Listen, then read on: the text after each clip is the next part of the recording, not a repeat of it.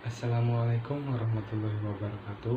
Nama saya Muhammad Arsy Ramadana, NIM 1519075, akan membahas tentang pembentukan dan perkembangan hukum Islam pada masa Rasulullah SAW. Pertama, tasyrif pada masa kenabian. Fase ini berawal ketika Allah Subhanahu wa Ta'ala mengutus Nabi Muhammad SAW membawa wahyu berupa Al-Quran ketika baginda sedang berada dalam Gua Hira pada hari Jumat 17 Ramadan tahun 13 sebelum hijrah, bertepatan dengan tahun 610 Masehi. Ada dua periode, yaitu periode Mekah dan periode Madinah.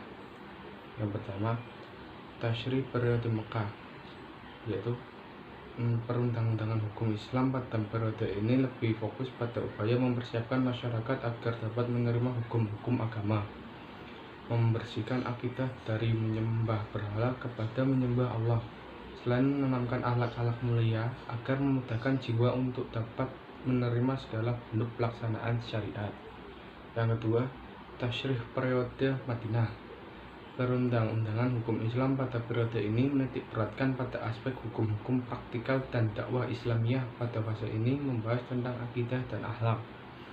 Oleh sebab itu, perlu adanya perundang-undang yang mengatur tentang kondisi masyarakat dari setiap aspek.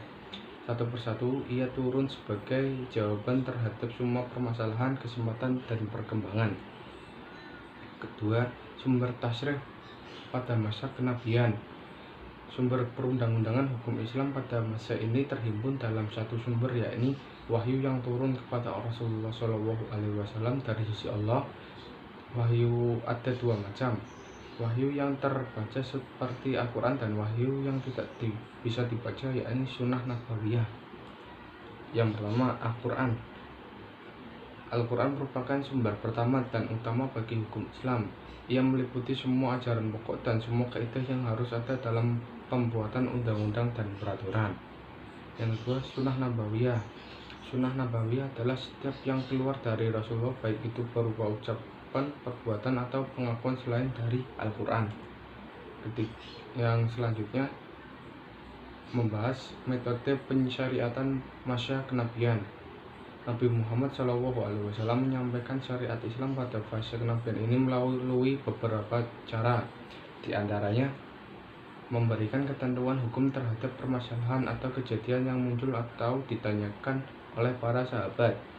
Lalu baginda Nabi memberi jawaban, terkadang dengan satu ayat atau beberapa ayat dari Al-Quran yang memang turun sebagai jawabannya, dan tidak ada ayat yang lebih jelas lagi dari turunnya beberapa ayat yang menjelaskan tentang jawaban dari pertanyaan yang diajukan kepada baginda Nabi Muhammad SAW. Kedua, terkadang Rasulullah SAW memberikan jawaban dengan ucapan atau perbuatannya, sebagaimana sabda Rasulullah SAW kepada sebagian sahabat ketika ada yang bertanya, "Wahai Rasulullah, kami menyeberangi lautan, apakah kami boleh berwudu dengan air laut?" Maka baginda Rasulullah SAW menjawab, "Air laut suci airnya dan halal bangkainya." Sekian penjelasan dari saya.